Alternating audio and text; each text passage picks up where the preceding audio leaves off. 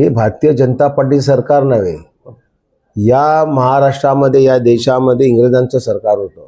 इंग्रजांच्या विरोधात बोललो की तुरुंगात, इंग्रजांच्या विरोधात बोललो आंदोलन केलं काळा पाण्याची शिक्षा. बरोबर. आज भारतीय जनता पार्टी ही इंग्रजांसारखंच चालू आहे. आज तुम्ही पहा, तुम्ही 100 लोकांना विचारा त्या पार्टीवर सरकार बरोबर, त्यातले 95 लोक त्यांच्या विरोधात बोलतील. बरोबर. तरी सरकार येते. बरोबर. तरी सरकार येते. पहा ना, सर्वे करा. नाही, मी साहेब तळागाळात फिरत असतो, इतके लोक भाजपच्या नावाने बोंबा ठोकतायत, तरी कसे येतात? काय हे जादू? काय आहे ही जादू? अशी आहे, ही जादू अशी आहे की ईव्हीएम मशीन परफेक्ट प्रमाणे सेट करायची पर्सेंटेज मध्ये, त्या पर्सेंटेजच्या वरती मतं आपल्याला पडली तो उमेदवार जिंकेल, त्या पर्सेंटेजच्या खाली पडली तर तो उमेदवार हारणार. तुम्हाला असं वाटलं की बाबा आता हा उमेदवार 10,000 जिंकणार आहे, तर तेवढी मतं ते सेट करतात आतमध्ये. पण 10,000 पेक्षा 15 त्याला पडली असेल तो 5,000 जिंकतो. ही सगळी ईव्हीएमची चाल आहे.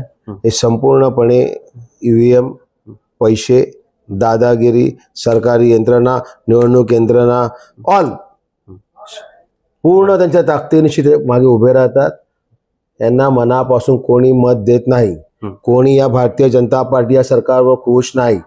परंतु या चुकीच्या पद्धतीने हे सरकार ते वाचवत आहे. बरोबर. सर, आता तुम्ही हे म्हणालात की हे चुकीच्या पद्धतीने निवडून येत आहेत, मतचोरी असेल, ईव्हीएम सेट करणं असेल.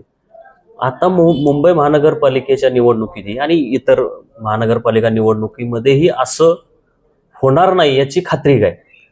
बघा, असं आहे, त्यांना काही करून मुंबई अर्धी मुंबई तर विकलीच. हो. काय राहिले मुंबईमध्ये आपल्याकडे? बरोबर. आज जिथे जाल तिथे पाहाल, तिथे तुम्हाला लोढा दिसेल, रुणवाल दिसेल, अडाणी दिसेल. मुंबई एअरपोर्ट गेलं अडाणीकडे, इलेक्ट्रिसिटी अडाणीकडे, इन्फ्रास्ट्रक्चर अडाणीकडे, धारावी अडाणीकडे, मुंबई कुर्ला डेअरी अडाणीकडे, वरळी डेअरी अडाणीकडे. तुमच्याकडे काय? यांना मुंबईमध्ये सत्ता पाहिजे ती घेण्यासाठी ते वाटेल ते करतील. पण ती सत्ता त्यांना काय पाहिजे?